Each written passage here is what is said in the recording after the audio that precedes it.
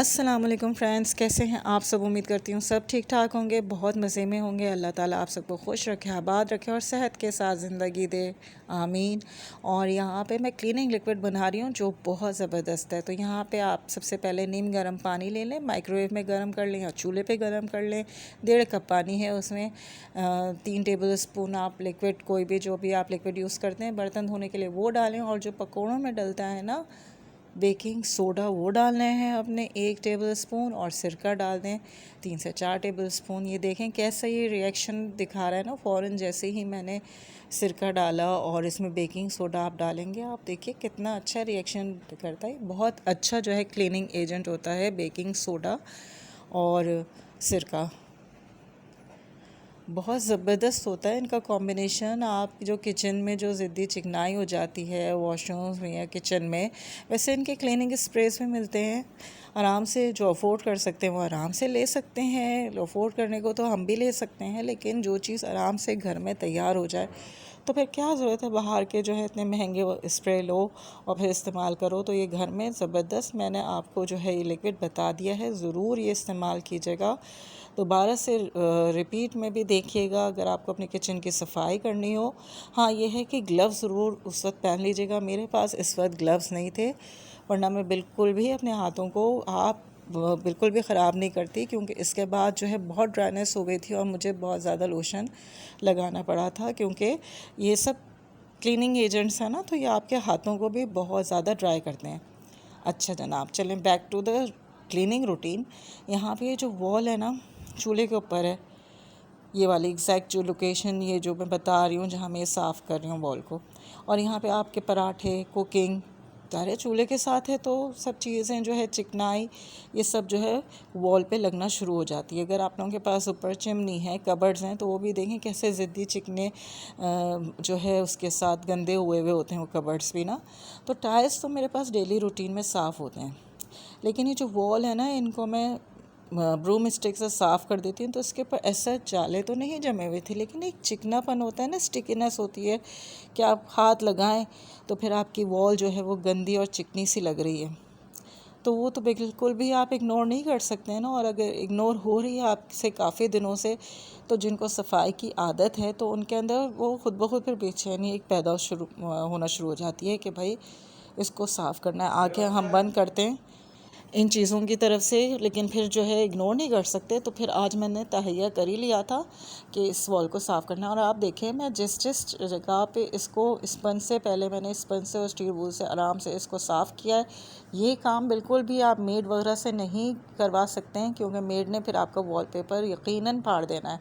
हमने करना है ना, घर की लेडीज़ ने, तो फिर वो होम क्वींस होती हैं तो अपने घर को भी जो है बहुत एहतियात के साथ हर चीज़ को यूज़ करके रखती हैं। इसीलिए ये वॉलपेपर साफ़ करने के लिए, टाइल्स तो मैं फिर भी उसे साफ़ करने के लिए दे देती हूँ, लेकिन मतलब उसको कह देती हूँ कि साफ़ कर दो, लेकिन वॉलपेपर तो भाई मैं ख़ुद ही साफ़ करती हूँ। अच्छा ये देखें टाइल्स मेरे देखें पूरे वॉल पे, किचन की पूरी वॉल पे नहीं लगे हुए, आधे पे वॉलपेपर लगा हुआ है। तो जहाँ पे बॉर्डर आ रहा है ना टाइल्स का, वहाँ पे भी चिकनाई की ये लेयर जो है जम जाती है। मैं इसे बहुत दफ़ा नहीं कहूँगी कि मैं 15-20 दिन में साफ़ करती हूँ, नहीं ऐसा नहीं होता। 1.5-2 महीने में मैं एक दफ़ा साफ़ करती हूँ, तो उसमें भी ये लेयर होती है। अगर आपके पास इस तरह के टाइल्स लगे हो ना, तो ज़रूर चेयर वेयर रख के आप ज़रूर चेक कीजिएगा, साफ़ कीजिएगा, क्योंकि नज़र नहीं आती है देखें चिकनाई, लेकिन जब आप साफ़ करेंगे ना तो आपको ख़ुद अपना घर और जो भी है अपना किचन इतना हल्का और साफ़ सुथरा दिखेगा ना। क्योंकि जाहिर सी बात है आप एक चीज़ जो गंदी हुई है उसे साफ़ कर रहे हैं, तो फिर घर में तो बरकत होनी है लाजमी। तो ये भी जो है मैंने अच्छी तरह से उसे साफ़ किया, इस लेयर को भी। और इसमें भी काफ़ी मेहनत लगी थी। बाद में मेरे हाथ जो है मेरी उंगलियां जो है काफ़ी ज़ख्मी हो गई थी, क्योंकि आप सब ने देखा है ना कि मैंने अभी हाथ में छुरी पकड़ी हुई है और इसी से ये सब मैं कर रही हूँ। फ़ोक से ये नहीं हो सकता था। अगर मैं फ़ोक वगैरह जो कांटा होता है उससे यूज़ करती तो उससे नहीं हो सकता था ये साफ़। तो कोई पॉइंटेड चीज़ ही चाहिए थी। और बेफ़िक्र रहें, मैंने बाद में नाइफ़ को अच्छी तरह से साफ़ कर लिया था। एक होता है ना किसी नाइफ़ पे हाथ साफ़ रहता है कि आप उससे कुकिंग, कटिंग वगैरह सब कर रहे होते हैं। तो ये हो गया था कि वॉल्स और टाइल्स अच्छी तरह से साफ़ हो गए थे। और जनाब अब मैं मेड का वेट कर रही थी कि वो आएगी, लेकिन मेड ने उस दिन जो है धोखा दे दिया और वो नहीं आई, तो सारे काम का बर्डन मेरे ऊपर ही पड़ गया। हालांकि मुझे ये था कि मैं ऊपर से पूरा साफ़ कर दूँगी, ये बर्तन वगैरह तो खैर मुझे ही वॉश करने होते हैं। वो ये होता है कि रोटी डाल के नीचे की क्लीनिंग वगैरह कर देगी, तो इस तरह ये होता है कि आप ऊपर से सारा काम कर लो, डीप क्लीनिंग कर लो, तो ये होता है कि भाई थोड़ी हेल्प हो जाती है ना, कि फिर मेड आके जो है नीचे की वो पूरी सफाई कर दी, वॉश कर दी फ्लोर। लेकिन नहीं जनाब, जब टाइम ऊपर हुआ तो मैंने कहा लो भाई हमें ही काम करना है, और बच्चों के ये है कि कॉलेज और स्कूल से वापस आने से पहले जो है सारा काम समेटना है और खाना भी बनाना है। तो माशाल्लाह से जितनी भी होम क्वीन्स होती हैं, वो हाउस वाइफ्स होती हैं, वो भाई मल्टीटास्किंग होती हैं। हाँ बिल्कुल, मेड्स की और हेल्पर्स की आदत ज़रूर हो जाती है, उससे हम इनकार नहीं कर सकते, लेकिन जब वो नहीं होती हैं तो थोड़े दिन तो हमें लगता है कि हाँ काम का बर्डन हो गया, लेकिन आहिस्ता आहिस्ता आदत हो जाती है। तो आज भी फिर यही हुआ था। हमने जो है फिर जो है और जो है ज़ोरों शोर से काम शुरू कर दिया था कि चलो भाई जब करना ही है तो लगे हाथों दूसरे काम भी कर लिए जाएं। अच्छा, यहाँ पे ये सब मैंने साफ़ कर दिया था, और साफ़ करके ये रैक वगैरह और ये चीज़ें जब ड्राई हो गई थी तो फिर मैंने इन्हें वॉल पे लगा दिया था। और साथ ही साथ ये जो वायर है ना, ये वायर जो है देखें इमरजेंसी लाइट में लगा हुआ है, तो वो भी जो है चिकना हो रहा था, तो फिर इसे भी मैंने अच्छी तरह से साफ़ कर दिया था। बेल मैंने निकाली नहीं थी, हाँ इस तरफ जो बेल आई हुई थी उसे भी मैंने साफ़ कर दिया था।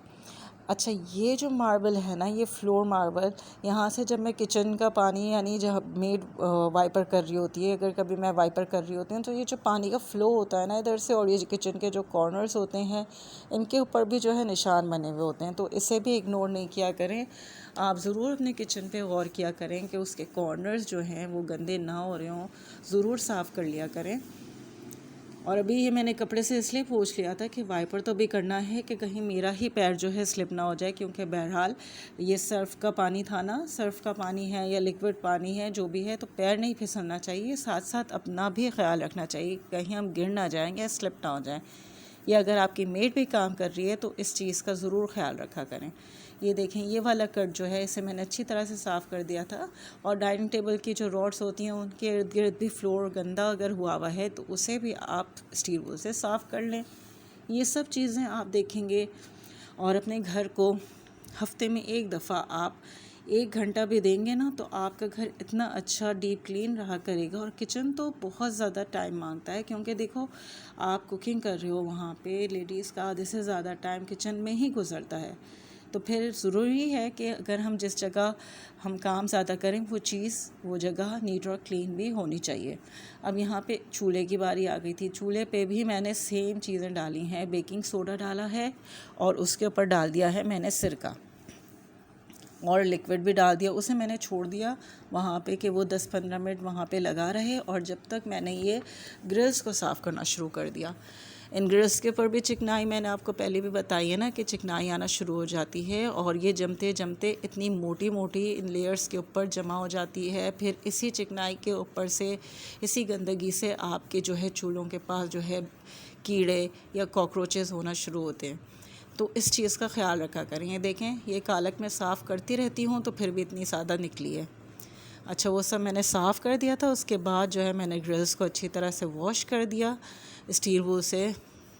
काफ़ी मेहनत लगती है इस काम में, बाय द वे कोई आसान नहीं है। आप वीडियो में देख रहे हैं और अंदाज़ा होगा, जो लेडीज़ खुद सफाई कर रही होती हैं इन चीज़ों की और डीप क्लीन करती हैं अपने घर को, उन्हें अंदाज़ा हो रहा होगा कि इसमें कितनी मेहनत लगती है और अभी तो काफ़ी काम मेरे जहन में चल रहे हैं कि अब जो है हमें ब्लैंकेट्स, खैर ब्लैंकेट्स तो सामने हैं, लेकिन कंफर्टर ही मेरे किचन के साथ जो कबर्ड है उधर रखी हुई है, तो वो जो है मुझे कंफर्टर भी निकालना होगा और उसे धो के एक दफ़ा धूप में रखना होगा, क्योंकि अब सर्दियां भी इंशाल्लाह मिड नवंबर से या स्टार्ट ऑफ दिसंबर से जो है सर्दियां जो है शुरू हो जाएंगी। तो इन चीज़ों का भी फिर सब कुछ देखना होता है घर के लेडीज़ को। तो यहाँ पे देखें, इसे तकरीबन 10 मिनट हो गए थे चूल्हे के ऊपर सिरका और बेकिंग सोडा डाल के। तो फिर मैंने लिक्विड भी डाला इसके ऊपर और इसे स्टील वूल से साफ़ करना शुरू कर दिया है। और आप यकीन माने काफ़ी हद तक जो है सफाई हुई थी इस चूल्हे की। और ये देखें, ये जो कॉर्नर्स होते हैं, ये जो टाइल्स की लाइंस होती हैं, जॉइंट लाइंस होती हैं ना, जिससे टाइल्स जुड़ी हुई होती हैं, उसमें भी जो है कालक जो है आहिस्ता आहिस्ता, खैर अल्हम्दुलिल्लाह मेरे पास तो इस तरह काले नहीं होते हैं टाइल्स, लेकिन मैं बता रही हूँ आपको कि इस तरह जो है लाइंस जो है काली होना शुरू हो जाती हैं। तो आप जो है ज़रूर ये लुक आफ्टर किया कीजिए और साफ़ किया कीजिए। और ये जो चूल्हे की रिंग्स थी ना, यहाँ पे जो है पहले भी मैंने आपको बताया, इस तरह जो है जहाँ पराठे बन रहे हो या फ्राइंग हो रही हो तो आहिस्ता आहिस्ता इस तरह की काली लेयर जो है जमना शुरू हो जाती है। तो काफ़ी मेहनत की थी मैंने, काफ़ी कोशिश की थी और जितना साफ़ कर सकती थी मैंने इसे साफ़ किया था, क्योंकि ये था कि बच्चों के भी आने का टाइम हो रहा था और मुझे साथ ये था जहन में कि क्या कुक करूँ मैं कि वो जल्दी बन जाए। ऐसा करूँ कि 1 पॉट कुकिंग हो और आसानी से खाना तैयार हो जाए, क्योंकि बच्चों ने आके जो है खाना खाना होता है ना, भूख लग रही होती है बच्चों को, तो इसलिए फिर जो है ये सब भी जहन में चल रहा था। तो बहरहाल यहाँ मैंने जो है इधर पूरा इस तरह साफ़ किया और ये देखें, ये सब जो है मैं कॉर्नर्स भी चेक कर रही हूँ, जहाँ जहाँ इस तरह मुझे लग रहा है कि हाँ भाई काला हो रहा है, उसे मैंने साफ़ कर दिया अच्छी तरह से। अब आप चूल्हा देखिएगा कि कितना अच्छा माशाल्लाह से चमक के निखर के जो है सामने आएगा।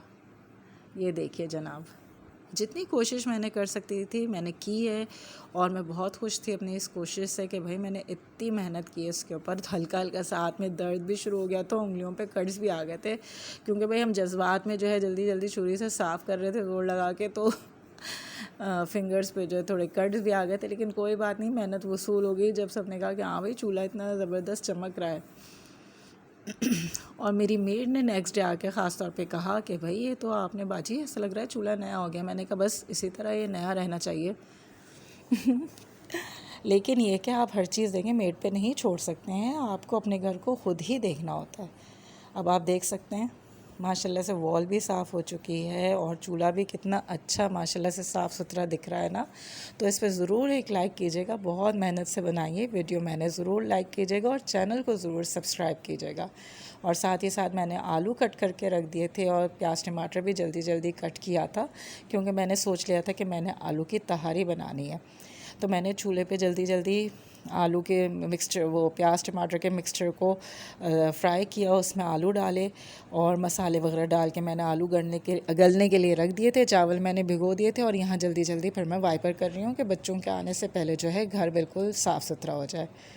तो अल्हम्दुलिल्लाह दिन का आगाज़ ये होता है कि ऐसा लगता है कि काम मुश्किल है, सिमटेगा नहीं, लेकिन जब हम इरादा कर लेते हैं तो अल्लाह ताला भी साथ देते हैं और फिर हिम्मत भी होती है, तब अल्लाह का शुक्र है हो जाते हैं आराम से।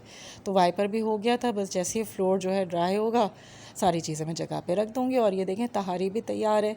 तो ज़रूर मेरा जो है चैनल सब्सक्राइब कीजिएगा, वीडियो को लाइक कीजिएगा, कैसी लगी मेरी वीडियो ज़रूर कमेंट करके बताइएगा। तो अब ये बहुत ही मज़े की तहारी बनाई थी, साथ में मैंने रायता भी बनाया था और बच्चे जब आए थे तो अल्लाह का शुक्र है सब काम हो चुके थे। आने वाली वीडियोस तक के लिए थैंक यू एंड अल्लाह हाफ़िज़।